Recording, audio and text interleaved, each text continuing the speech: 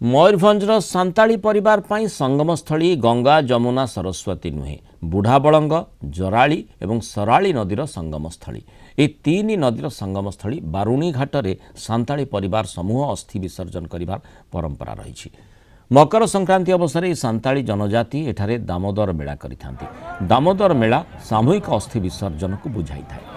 प्रत्येक सांताली परिवार सेमानक आत्मीय स्वजन मृत्यु पर अस्थि को गंगा नदी में विसर्जन पर माटी पोती रखती। मात्र आर्थिक दुर्बलता जोगु गंगा नदी को जाई न पारी बारिपदा सहर उपकंठ बुढ़ाबलंग जराली और सराली नदी संगमस्थली बारुणी घाटरे अस्थि विसर्जन करिथांती। मकर संक्रांति पर 3 दिन पर्यंत ही दामोदर मेला पालन होता है।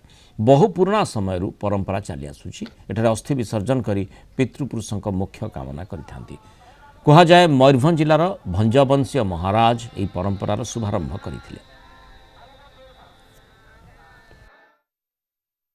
परंपरा रे जहाँ चली ए परंपराटा आजीवन काल चली थाए एवं चली रहिबो। जे पर्यंत पृथ्वी बंची थिबो से पर्यंत आदिवासी मानकर परंपरा बंची रही थिबो। दामोदर परंपरा आमर साधारणतः आमर समाज रे अच्छी जेबे भी मृत्युवरण करि थाए ना कहीं कि आम गर्भरे जितकी दिन से गठन होई थाए सेतकी दिन पर्यंत आमर अस्थि पिंड रे आमे रखि थाउ। आमे आमर परंपरा विश्वास अछि जे माने आमे सेठी सिद्धि नहने आमर क्रियाकर्म कार्यटा आगे ही परिबोनी।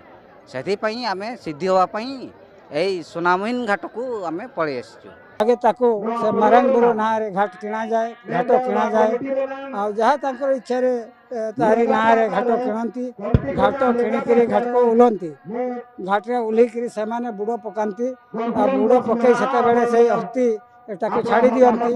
मृतक मानकर आज अस्थि विसर्जन करेंगे जो पुण्य गुड़ पकेबे सेठी ए बाबद बहुत भिड़ हुए जो आम दामोदर घाट रे से प्रशासन तरफ आम मजिस्ट्रेट पुलिस प्रशासन मुतयन कराई। व्यतीत से क्लीननेस रखापी म्यूनिसिपालिटी निर्देश दिखाई। श्रृंखलित भाव में केमी समस्ते आसिक बुड़ पकेबे ये जो पुण्य तिथि रे ए बाबद प्रशासन तत्पर अच्छी। जो कौन अघटन न घटे से मजिस्ट्रेट और पुलिस मुतयन कराई।